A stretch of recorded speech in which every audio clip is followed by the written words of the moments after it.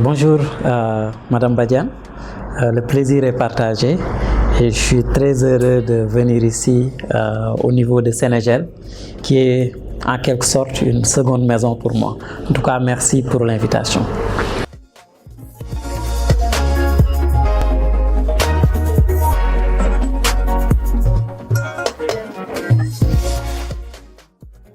En fait, vous savez, le Sénégal est un pays qui est un pays assez spécial au sein de l'Afrique. Donc c'est un pays qui est relativement constitué d'une population jeune, ce qui est une richesse, mais un pays qui n'avait pas de richesse minière en réalité. On avait notre richesse humaine qui était vraiment la jeunesse. Et aussi en matière de position, c'est un pays qui a une position géographique assez complexe. Donc moi, en tant qu'ancien villageois, donc quelqu'un qui vient du village, qui vient à Dakar, et aussi qui a suivi des études en sciences sociales, mais aussi j'ai eu le goût de la citoyenneté et du développement lorsque j'ai intégré l'organisation Enda Tiers-Monde. Je fais partie de la plus jeune génération de Enda Tiers-Monde, ayant intégré aux environs de 2014-2015. Donc j'ai vraiment pris goût à la citoyenneté, à la gouvernance, mais principalement au développement, c'est-à-dire qu'est-ce que la personne en tant que telle fait pour le pays? Parce qu'il y a deux choses, ce que le pays fait pour toi et toi ce que tu fais pour le pays. Donc j'ai été étudiant, j'ai été engagé dans des associations, j'ai été aussi président en tant qu'étudiant, mais vraiment le goût m'est principalement venu lorsque j'ai intégré Enda Tiers-Monde, qui a été vraiment l'organisation qui a principalement façonné cet esprit citoyen et aussi cet acteur de changement chez moi.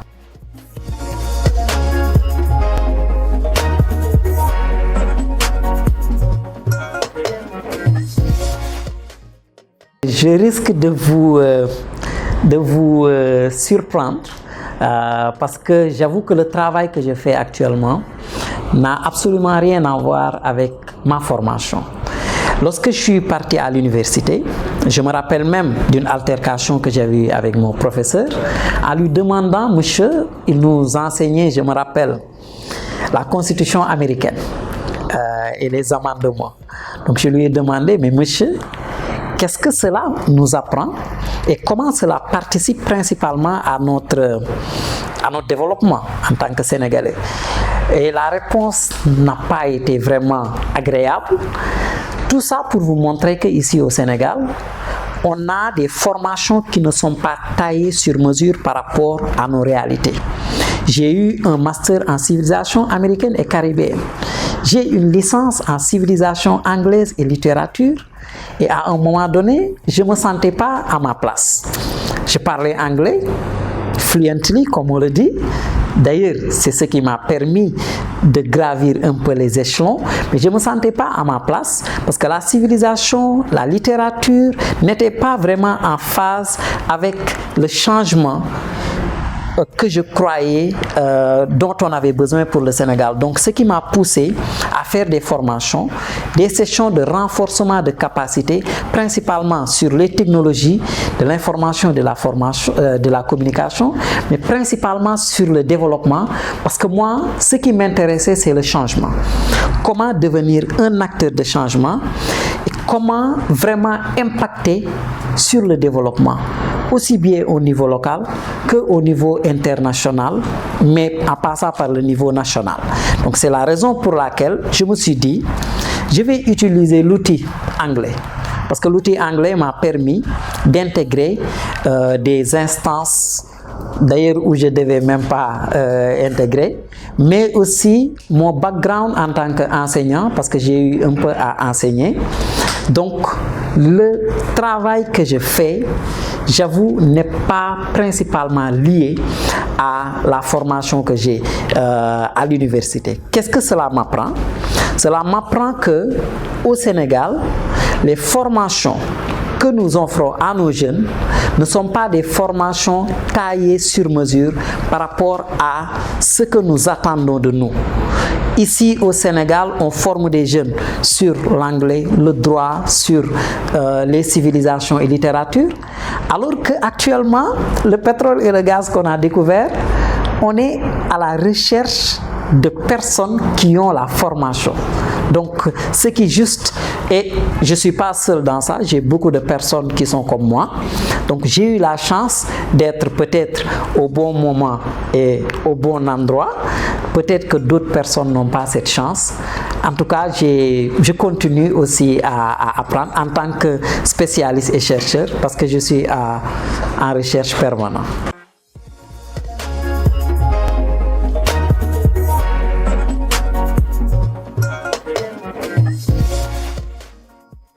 Les valeurs, c'est principalement, je crois, dur comme fer, que le Sénégal ne peut pas se développer sans l'entrepreneuriat.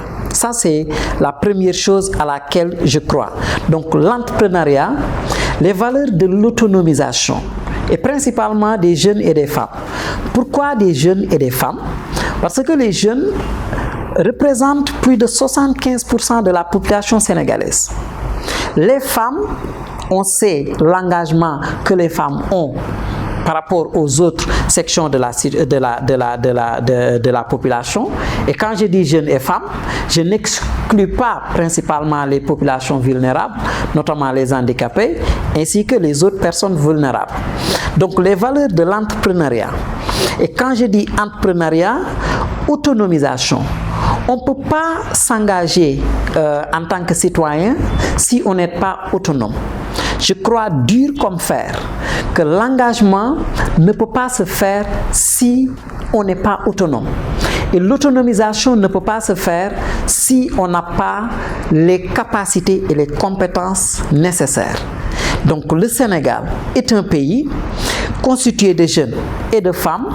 Donc ce qui permet d'avoir le changement voulu, c'est principalement l'autonomisation. Deuxièmement, l'entrepreneuriat basé sur le savoir-faire. Nous, les anciens de l'UCAD, les anciens de l'UGB, la plupart des étudiants ont des diplômes de droit. Un master en droit, un master en économie, un master en anglais, en français. Mais à la fin, tu es quelqu'un qui a des connaissances, mais tu ne travailles pas. Le chômage des jeunes est dû au fait qu'on ne forme pas nos étudiants sur le savoir-faire. C'est la raison pour laquelle les étudiants qui ont des masters chôment en réalité parce qu'ils n'ont pas de savoir-faire. C'est la raison pour laquelle moi, lorsque j'ai eu mes diplômes, j'ai laissé mes diplômes de côté. Et quand je dis laisser mes diplômes de côté, je suis allé chercher le savoir-faire parce que c'est ce qui me permettra d'être autonome. Donc le savoir-faire fait partie des valeurs sûres. L'autre chose, c'est les technologies. Je suis une personne 2.0. D'ailleurs, on m'appelle vraiment 2.0 parce que j'ai été l'un des personnes qui ont compris très tôt que les technologies doivent être anticipées.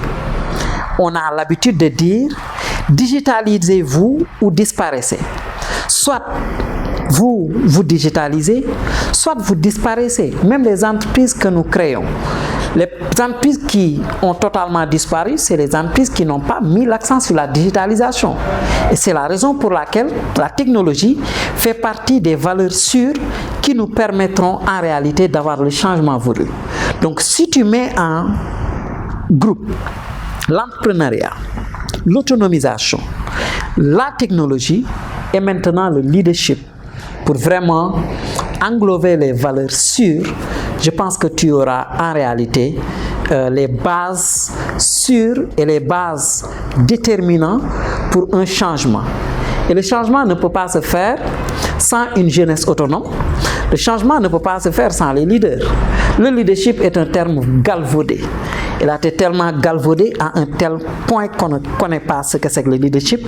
Pour moi, ce leadership est basé sur ce que j'appelle ownership, c'est l'appropriation, c'est-à-dire l'autonomisation dont je parlais.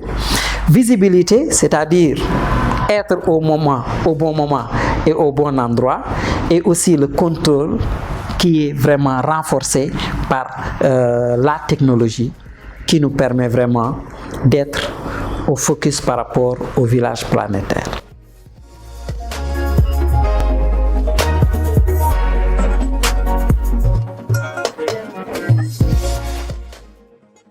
Bon, il faut savoir déjà que Enda Thierno est une structure, une ONG, qui est composée de 13 entités.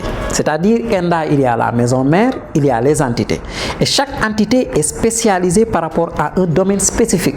Nous avons Enda Énergie qui travaille sur le changement climatique, Enda Pronat qui est déterminant sur l'agriculture. Parce que quand on parle d'agriculture, même l'État, son partenaire définitif, c'est Enda Pronat qui travaille sur l'agriculture. Nous avons Enda Ecopop qui travaille sur l'économie, Enda Santé, ainsi de suite. Enda est une structure qui avait comme objectif principal de former les futurs leaders. Mais comme je disais, tu ne peux pas former des leaders sans mettre l'accent sur les valeurs sûres de l'entrepreneuriat, mais aussi les valeurs sûres de ce qu'on appelle l'autonomisation. Donc, ce que j'apprends par rapport à mon expérience au niveau de Enda, nous avons développé plusieurs projets. Mais le projet phare dont vous parlez tout à l'heure, qui était mis en œuvre sur plusieurs régions, c'est le projet WAREFES, qui est suivi du projet qu'on appelle Leader d'ici. Je m'explique. On a mis en œuvre ce projet avec des organisations comme Yanamar, des organisations comme CESTI, qui est l'école de formation en journalisme, mais aussi d'autres organisations, Dimbaya au niveau de Ziguinchor, qui travaillent sur le leadership des jeunes. On s'est dit que actuellement, le Sénégal est dans une phase déterminante. C'était entre 2015 avec la transition du pouvoir du PDS et maintenant la nouvelle alternance de Macky Sall. Donc il y a une jeunesse qui est là, une jeunesse oisive. Donc comment faire pour que cette jeunesse puisse s'engager et participer à la bonne marche du pays ? Dans tous les domaines, que ce soit le domaine économique, que ce soit le domaine culturel et que ce soit le domaine politique. Donc, comment faire pour créer de nouveaux leaders dans tous les domaines et des leaders avérés qui participent sur le développement du pays. Et on a pris les éléments dont je parlais tout à l'heure, le leadership, la citoyenneté et l'entrepreneuriat comme l'autonomisation. Ceux qui veulent s'autonomiser, ceux qui veulent s'engager, ont des bases solides, c'est-à-dire il faut que tu sois autonome. Et comment ça s'est fait? Nous avons renforcé les capacités des femmes et des jeunes sur comment créer des projets. Parce que beaucoup de jeunes pensent qu'ils ont des projets alors qu'ils n'ont que des idées de projets. Et de l'idée de projet vers le projet, il y a un processus long, notamment la conception, notamment le business planning dont les jeunes parlent, notamment aussi le suivi et évaluation du projet. Donc, on a formé des entrepreneurs et des jeunes qui ont eu des connaissances par rapport à des projets. Ça peut être des projets culturels, des projets de jeunes et de femmes sur la transformation et autres, mais on les a formés sur ce qu'on appelle la dimension organisationnelle, c'est-à-dire quel projet pour quelle reconnaissance juridique. Il y en a des jeunes qui ont eu des idées de projet, mais qui ne savaient pas s'ils allaient avoir des SA, des SARL, des programmes avec ce qu'on appelle les projets, les entreprises qu'on appelle des entreprises personnelles individuelles. Et il y en a même, on a eu à créer des GIE. Donc, passer d'idées de projet au projet, donc on les a vraiment accompagnés de manière technique sur quelles sont les procédures, les processus pour vraiment se formaliser. Donc la formalisation était déterminante, mais aussi les compétences nécessaires pour mettre en œuvre les projets avec juste ce que vous avez. Études financières, études techniques et aussi gestion technique, gestion financière avec les outils. Et maintenant vient la dimension leadership. comment impacter avec le changement. Et le leadership féminin a joué un rôle extrêmement déterminant parce que ici, que tu le veuilles ou pas, les femmes font partie des maillons les plus déterminants en matière d'entrepreneuriat. Là, actuellement, les projets et les valeurs sûres que nous avons avec les GIE de femmes, les calebasses de femmes, ce qu'on appelle les AVEC et les FAVEC, qui jouent un rôle déterminant. Donc, Enda Tiers-Monde a vraiment participé à l'autonomisation des jeunes et des femmes. Et d'ailleurs, ils le font toujours. Il y a des projets phares sur lesquels les gens travaillent. L'autre chose qui attire mon attention, c'est la dimension locale. Parce que les projets qui sont mis en œuvre, parfois, le leave no one behind, c'est-à-dire trouver les gens là où ils sont, c'est-à-dire les femmes qui sont dans les zones les plus reculées du Sénégal, comment les accompagner pour que ces femmes puissent avoir les compétences techniques et les compétences organisationnelles pour créer de l'impact.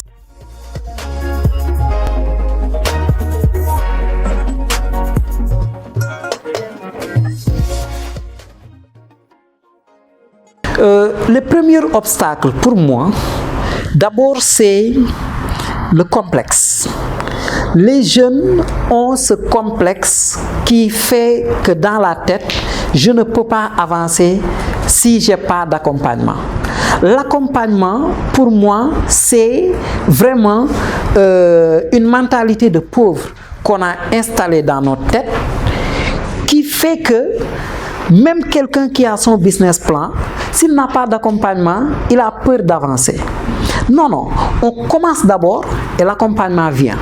D'ailleurs, une banque, si tu lui présentes un business plan, alors que tu n'as encore rien réalisé, la banque n'est pas là pour t'accompagner. Ce n'est pas possible. Donc, ce complexe fait partie des obstacles. L'autre obstacle, c'est que nos entrepreneurs ici au Sénégal, on n'a pas l'empathie. Nous, on est trop individualistes. On n'a pas cet esprit de travail en groupe. Je vous ai donné l'exemple du React. Pendant Covid, toutes les entreprises étaient totalement mortes, mais cette collaboration nous a permis de créer un système collaboratif où les entrepreneurs pouvaient vivre.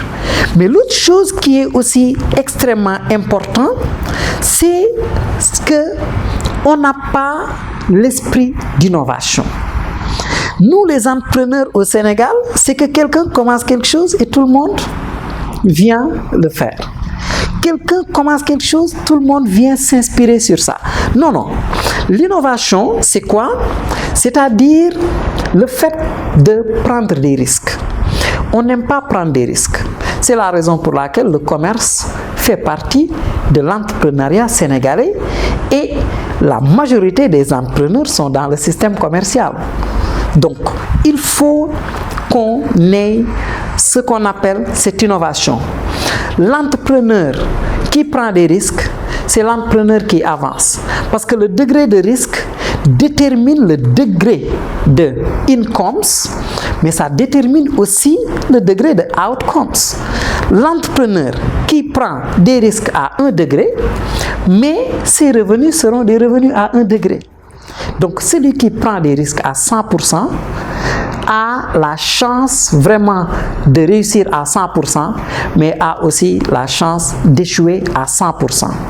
Le partenariat, qui est aussi important, parce que quand on est en partenariat, je me rappelle avec mes partenaires du Smart, je leur disais, les gars, le partenariat, on va se partager les risques, mais on va aussi se partager les échecs. Donc si on veut se partager les avantages et non les échecs, ça fait partie de ce qui nous bloque. Donc, je préfère être investisseur parce que les investisseurs ne partagent pas les échecs. Donc, si tu ne veux pas partager les échecs, ne va pas dans l'entrepreneuriat, il faut aller dans l'investissement. Et l'investissement, ceux qui le font, c'est ceux qui n'ont pas réussi, mais ceux qui ont totalement réussi. Et malheureusement aussi, beaucoup de nos entrepreneurs n'ont pas de talent. Parce que pour moi, l'entrepreneuriat, c'est le talent. On parle d'études. Moi, j'ai 2 masters. Personnellement, j'ai 3 licences. et aussi j'ai beaucoup de diplômes professionnels. Mais j'avoue que le talent, c'est l'expérience qui te le donne et aussi le courage. Si tu n'as pas de courage, tu ne réussis pas. Qu'importe les diplômes que tu as, si tu suis seulement le système que nous avons, tu ne passes pas. Et j'aime bien parler du système anglophone. What can you do? And what can you do? Donc, si on est toujours dans le nombre de diplômes que nous avons avec le système francophone, on n'avance pas. Heureusement, maintenant, les jeunes Sénégalais commencent à avoir cette innovation.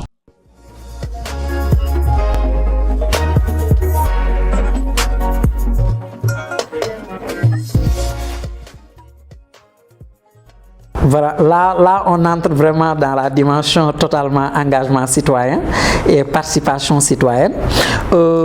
Depuis pratiquement 2020-2021, je suis principalement engagé sur les données budgétaires et sur la participation citoyenne. Parce que quand on parle de leadership communautaire et de participation citoyenne, on a remarqué que les citoyens sénégalais manquent d'informations par rapport aux affaires publiques. Et quand on parle d'affaires publiques, le nœud de la guerre, c'est les finances publiques. Que faisons-nous de notre argent? Est-ce que l'argent, le budget qu'on nous donne là, est-ce que c'est de l'argent dans les caisses? Et nous, comment participons-nous dans ce budget? Le budget du Sénégal est constitué principalement de ce qu'on appelle les impôts et les taxes. Même si tu pars à la boutique, tu achètes, tu as participé. Donc le Sénégal ne vit que de taxes et d'impôts. Donc le citoyen qui est le principal contribuable manque de connaissances par rapport à la gestion des finances publiques. C'est la raison pour laquelle Budget Sénégal veut combler ce fossé entre les citoyens et le budget pour créer ce qu'on appelle un citoyen actif. Un citoyen qui participe au développement de son pays, un citoyen qui participe à suivre les affaires publiques. Donc, tu ne peux pas suivre les affaires publiques si tu ne participes pas, mais tu ne peux pas le faire si tu n'as pas l'accès à l'information. C'est la raison pour laquelle Budget travaille principalement sur la simplification des données. Le budget du Sénégal est un document lourd. Chaque jour, on nous parle de budget. Chaque jour, on nous parle de milliards. Le citoyen qui est au niveau de Saint-Louis ou dans mon village là-bas avec ma mère, elle entend milliards, mais elle ne sait pas. C'est quoi le budget? C'est quoi les recettes? C'est quoi les dépenses? Donc, Budget prend le budget. L'année 2024, le budget était de 154 pages, avec un document totalement technique, mais aussi complexe. Donc, nous, ce que nous faisons, nous simplifions ces données en utilisant l'image. Donc, là-bas, c'est les chiffres. Nous, on prend les chiffres qu'on traduit en images.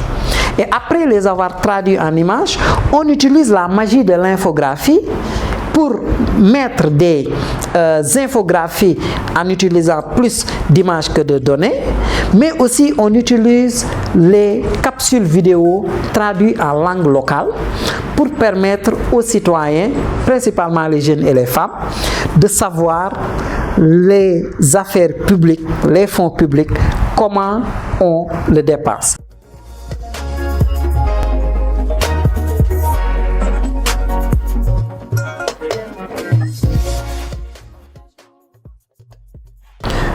Je pense principalement que le Sénégal actuellement fait face à des difficultés assez économiques très graves. Pourquoi? Il y a eu un rapport OBS qu'on appelle le rapport sur le budget ouvert qui a donné la note de 0 au Sénégal sur la participation du public au budget. Donc cette note montre que le public ne participe pas au budget. Donc ça c'est de 1.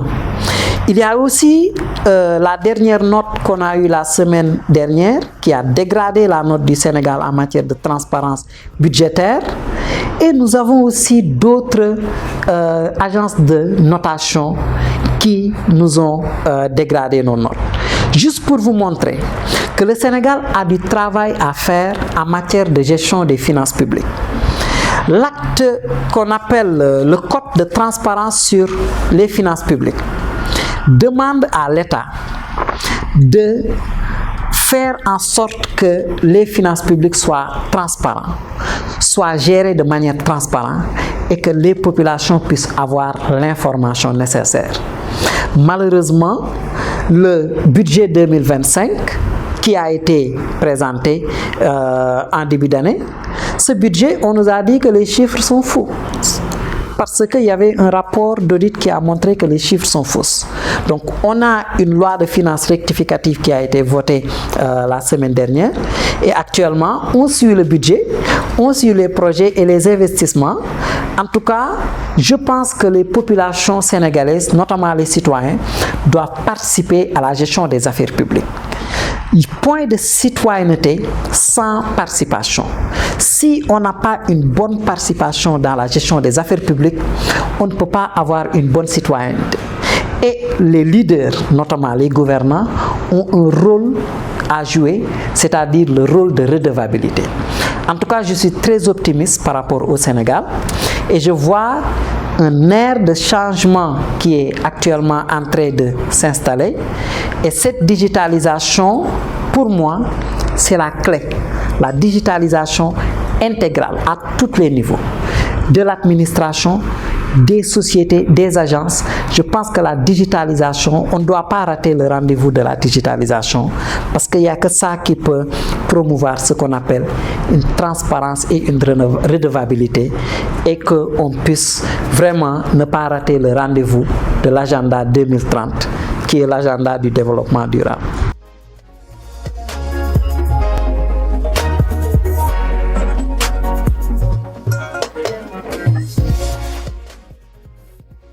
Pour moi, la digitalisation, c'est le grand défi et le New Deal technologique que l'État a lancé, pour moi, ça ne doit pas seulement être un slogan, ça doit être vraiment quelque chose à mettre en œuvre. Et cette digitalisation doit aller plus loin parce que pour moi, c'est ce qui va lutter principalement contre le chômage. Je vais juste ajouter la dimension environnementale parce que aussi, il faut un respect totalement de l'environnement pour toujours l'agenda 2030 parce que tout ce qu'on dit actuellement, c'est que le développement durable a un agenda et l'agenda c'est 2030.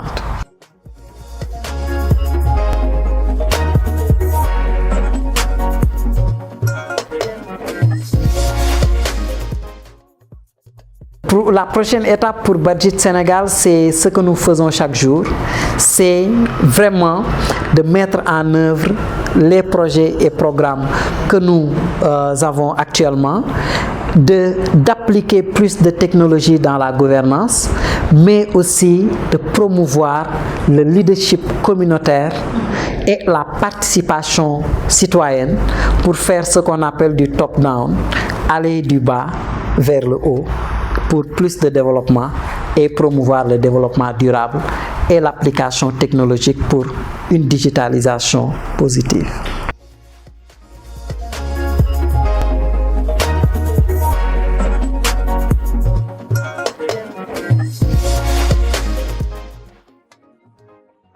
Le conseil que je vais donner aux jeunes d'abord, c'est que autonomisez-vous.